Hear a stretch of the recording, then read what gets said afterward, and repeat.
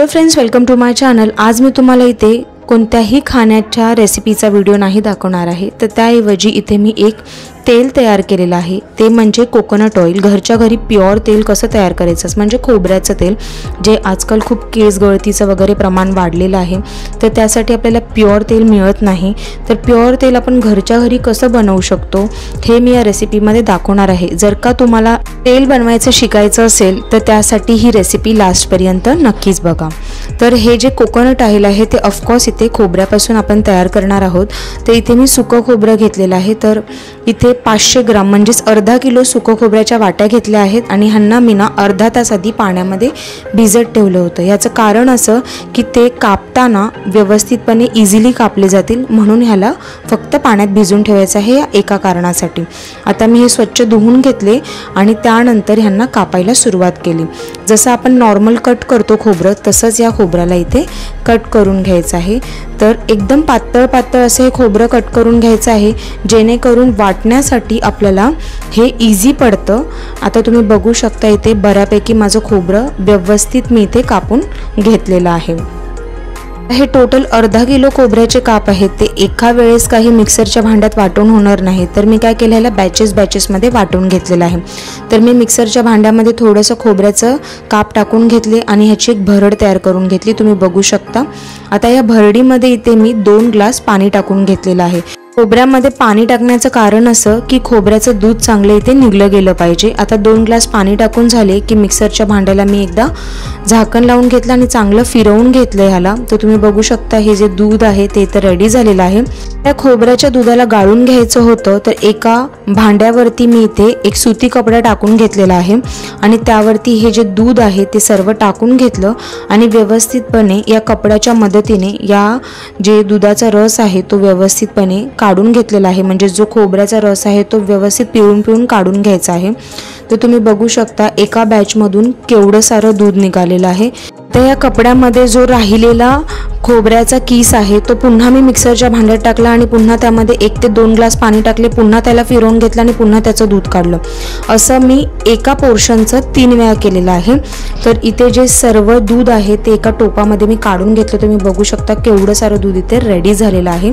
आता हे जे नारळाचं दूध आहे ना ते मी दुपारी काढलं होतं, त्यानंतर मी याला झाकण लावून फ्रीजमध्ये ठेवून घेतलं आणि दुसऱ्या दिवशी संध्याकाळी मी हे जे दूध आहे ते फ्रीजमधून काढून घेतलं, हा टोप फ्रीजमधून काढून घेतला आणि तुम्ही बघू शकता त्याच्यावरती किती मस्त अशी साय वरती आलेली आहे। ऑटोमॅटिक ही साय येते, ह्याला फ्रीजरमध्ये नाही ठेवायचं आहे, तर नॉर्मल फ्रीजमध्येच ठेवायचं आहे। वरच्या साईडला नाही ठेवायचं आहे, तर खालच्या बाजूलाच ठेवायचं आहे, म्हणजे जिथे बर्फ होतं तिथे नाही ठेवायचं आहे। आता मी साईडनी चाकूच्या मदतीने ही साय कापून घेतली। त्यानंतर मला साय एकत्र काढायला जमत नव्हती, त्यामुळे मी मध्यभागी सुद्धा काप मारून घेतलं आणि मग काविलताने म्हणजे स्पॅच्युला किंवा काविलता जे काही असेल त्याच्याने हे व्यवस्थितपणे असं मलाई जी आहे ती काढून घेतली आणि ही जी मलाई आहे ती एका प्लेटमध्ये मी काढून घेतलेली आहे। तर टोपामध्ये असलेली जेवढी काही मलाई आहे ती काढून घ्यायची आहे आणि जे लिक्विड आहे म्हणजे जे पाणी आहे पूर्ण ते पाणी फेकून टाकायचं आहे, ते पुढे काही कामाचं नाही आहे। तर आता या टोपामध्ये ना थोडी मलाई तशीच होती, तर मी जी चहाची गाळणी असते ना त्याच्याने ही मलाई काढून घेतली। त्यानंतर हे जे पाणी आहे ना त्या गाळणीमधूनच गाळून घेतलं, म्हणजे जे काही मलाई राहिलेली असेल ती काढता येईल। आता हा टोप मी घासला नाही आणि हा टोप न घासता त्याच्यामध्ये ही जी मलाई आहे ती तशीच डंप करून घेतलेली आहे, म्हणजे ती टाकून घेतलेली आहे। आता पुढची प्रोसेस काय करायची, तर एकदम निवांत अशी प्रोसेस आहे। तर आता मी गॅसची फ्लेम ऑन केली आणि गॅसची फ्लेम स्लो केली, एकदम स्लो फ्लेम करायची आहे।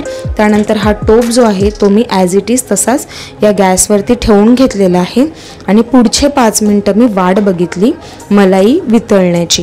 आता मी पुढच्या 5 मिनटानंतर तुम्हाला थोड्या पोर्शनमध्ये सगळा व्हिडिओ दाखवते। तर पुढच्या 5 मिनटांमध्ये तुम्ही बघू शकता असं जे मलाई आहे ना ती फुटायला सुरुवात झाली होती। मग मी 5 मिनटं आणखीन थांबली आणि आणखीन 5 मिनटानंतर तुम्ही बघू शकता भरपूर मलाई सुटली आणि मलाईला आता तेल सुटायला सुरुवात झाली होती। तर आता मी काय केलं, काविलथा घेतला आणि त्याच्याने एकदा व्यवस्थितपणे ह्याला मिक्स करून घेतलं।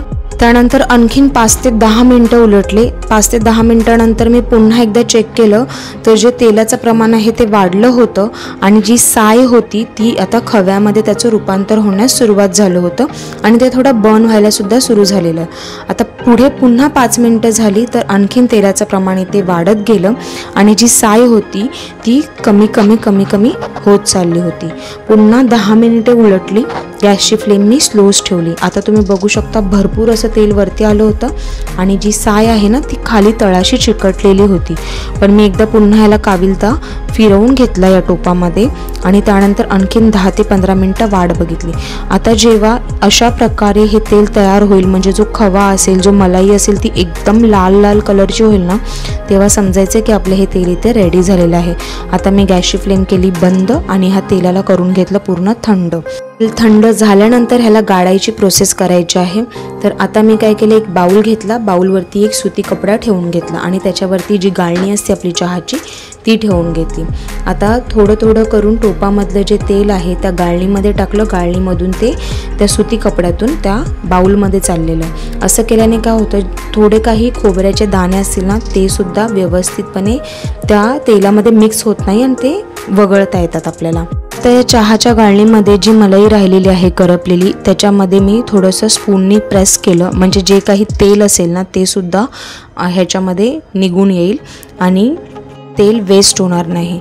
आता जी टोपामधली जी साय आहे करपलेली ती सुद्धा मी लास्टला या सुती कपड्यावर टाकून घेतली आणि त्यानंतर कपड्याच्या सर्व बाजू मध्यभागी आणल्या आणि व्यवस्थितपणे ह्याला पिळून ह्याच्यातलं जेवढं तेल होतं ते सर्व काढून घेतलेलं आहे। तर ही जी प्रोसेस आहे ती खूप पेशंटली करायची आहे आणि व्यवस्थित करायची आहे आणि एकदम ह्याला कमीत कमी 5 ते 6 मिनिटे असेच पिळत राहायचे, जेणेकरून जेवढं काही याच्यामध्ये तेल आहे ना ते सगळं आपल्याला काढता येतं। 5 ते 6 मिनिटं प्रेस करून ह्या पोटलीमधलं जेवढं काही तेल होतं ते मी काढून घेतलेलं आहे आणि अशा प्रकारे हे जे प्युअर कोकोनट ऑइल आहे ते माझं रेडी झालेलं आहे। आता हे ऑइल मी इथे स्टोर करून घेणार आहे। तर स्टोर करण्यासाठी मी एक इथे माझ्याकडे शेजवान चटणीची बरणी होती ती घेतलेली आहे, त्याच्यामध्ये गाळणी टाकून घेतली आणि गाळणीच्या मदतीने हे जे तेल आहे ते मी त्याच्यामध्ये भरून घेतलेलं आहे। तर आता तुम्ही इथे बघू शकता 500 ग्राम सुक्या खोबऱ्यापासून इथे मी 100 ते 150 ग्राम हे कोकोनट ऑइल इथे रेडी करून घेतलेलं आहे। ऑइलची मात्रा नक्कीच कमी आहे, त्यामुळे प्रिफर कराल की हे रेसिपी घरात नाही ट्राय करायची, पण मी तुम्हाला रेकमेंड करेन की ही रेसिपी घरात नक्की ट्राय करून बघा, कारण की ओरिजिनल ऑइल आजकाल आपल्याला मिळत नाही आणि आपले केस गळणे खूप जास्त वाढलेलं आहे। त्यामुळे ही रेसिपी नक्की ट्राय करून हे जे ऑइल आहे ते केसांवरती नक्की अप्लाय करून बघा, तुम्हाला नक्कीच चांगला रिझल्ट मिळेल। ही कोकोनट ऑइल बनवण्याची रेसिपी एकदम सोपी आहे, तर घरात नक्की ट्राय करून बघा। आणि जर का तुम्ही ही माझी रेसिपी ट्राय केली आणि तुम्हाला आवडलं, तुम्हाला रिझल्ट चांगला आला, तर मला कमेंट सेक्शनमध्ये नक्की सांगा की ही रेसिपी कशी होती ती, आणि चॅनलला लाईक, शेअर आणि सबस्क्राईब करायला विसरू नका। थँक्यू।